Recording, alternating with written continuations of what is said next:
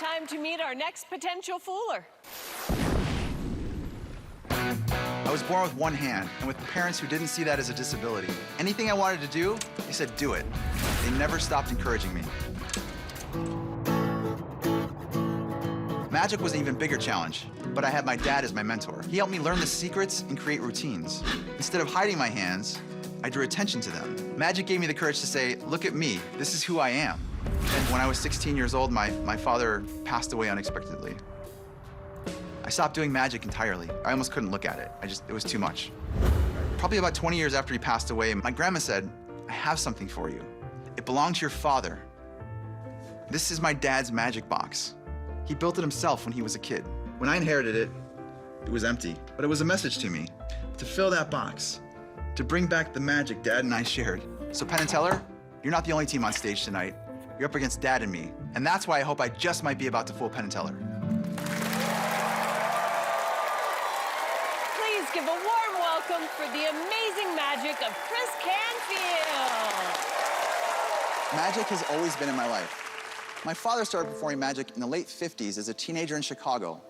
When I came along, he passed that love on to me. I think we've all experienced magic in our lives. A beautiful sunset, the birth of a child. Of course, from time to time, there are moments when we doubt the existence of magic in our lives. But all it takes to remind us is to experience something truly amazing again, like pulling a coin out of thin air.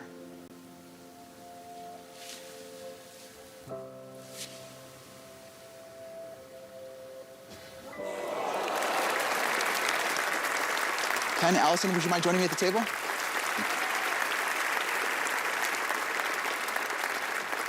Hello. Hello. Hey. Now, you may have noticed I'm a single-handed magician. Uh-huh. I mean, of course you noticed I'm a single-handed magician. You've seen a lot of solo performers, but I am genuinely here to try to fool you single-handedly. I was born this way. I'm not the first to come along, but we are rare as magicians, just a few every generation. As you can imagine, I've had to navigate a world designed for two hands. It's taught me things. Compassion, ingenuity, the true value of opposable thumbs. And I've had to adapt to the art of magic, like shuffling.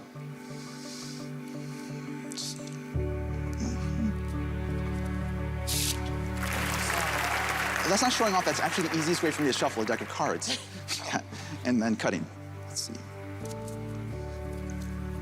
Nice. That is showing off. I can just do that. No. But there are some things I still haven't figured out. And maybe it's because I'm left-handed. No matter what I do, I can always cut to a picture card.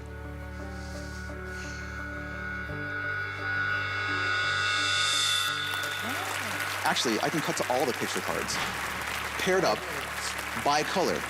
2 red kings, 2 black queens, 2 red jacks, and the others. But, thank you. But if I take these same cards and simply deal them, something else amazing happens. They now alternate by color. Red, black, red, black, red, black, red, and black. And if I deal them a second time, marvelously, they pair up again by color. It's 2 blacks, 2 reds, 2 blacks, 2 reds, and 2 blacks. So I wondered, what would happen if I mixed them up?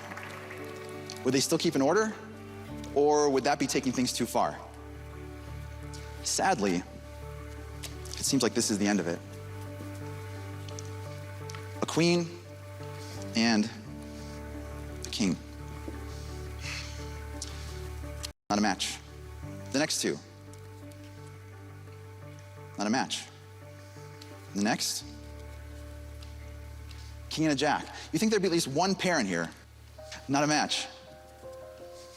No order.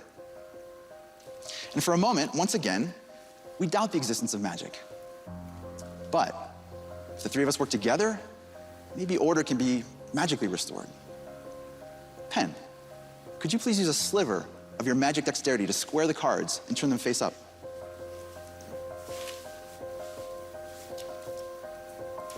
Thank you. And Alyson, Yes. would you take some of the love for magic you carry in your hearts and pass it over the cards. Thank you. And I'll use all that I have. 2 black jacks. 2 red queens. And the kings, and the jacks, and the queens, and the kings. All paired up again by color. Order is amazingly restored. Maybe there is magic in the world. Thank you both so much. Oh, thank you. Chris Canfield! That was so cool. Thank you, thank you.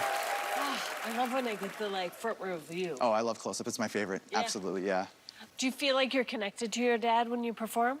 I do, yeah. When I do it, he's with me. I'm kind of honoring his memory and carrying it on. So what was your childhood like? Obviously, born with one hand, you might think there are limitations to life. And maybe there are, but my parents always encouraged me just to go for whatever I could imagine. Did you play sports? I did. You know, I grew up on a block with about 15 other kids, and we played every single sport you could imagine. Football, baseball, hockey in the winters, everything. I loved it. So what did your parents do? My parents opened a game store, so I actually grew up surrounded by games and game inventors. Fun. It was really fun. And did you ever work there? I did work there, yeah. In fact, that's one of the things that helped me overcome being uncomfortable born with a limb difference, right? I found out the more comfortable I am, the more comfortable it makes other people. So that's kind of the goal now. All right, Chris, Okay. It was great to see your trick close up. Let's see if Penn and Teller know how you did your magic. Okay. So, Chris, I was up there right near. You could tell how much I loved it. You could tell how much. Then I came back and talked to Teller, who also loved it, and also pointed out Bill Simon's Call to Colors, which you are making much harder by doing one-handed. And, of course, René Lavand, who I'm sure is an inspiration to you. How could he not be? He is, yes. And he worked a lot of that stuff out one-handed. And I want to just make very, very clear, that routine you did, done with 2 hands, is wicked, wicked difficult. And you just did a beautiful job with it, you know. And then it made me think of what a long, strange trip it's been in show business, you know, because our first deal that we did together was Renaissance festivals. We played a lot of Renaissance festivals together. But our second deal, very early on, our second deal was we were hired to do a show for felons under the age of 15. Like, really dangerous criminals, all under 15, enjoying a magic show, and that magic show was done by us. And I don't know why that just crossed my mind, but I just thought I'd share that with you, that we've had some very, very weird gigs. And this was a really wonderful moment to see someone doing card tricks that well and with one hand, which is really phenomenal. And as you pointed out, even though you're using your left hand, probably genetically you're right-handed, which is, I can't even get my mind around. But because we knew René and because we knew the Bill Simon thing, although we loved the act, I don't think you fooled us. Okay, thank you so much. Did any of that felon talk resonate with you? It certainly did, thank you. Yes, Okay, so yes. you didn't fool them. I did not. Oh, well, thank you so much, Thank you. Chris Canfield. Thank you. Penn and Teller get out of their judge jackets and into their magic jackets, which look identical, by the way. See them perform when we come back.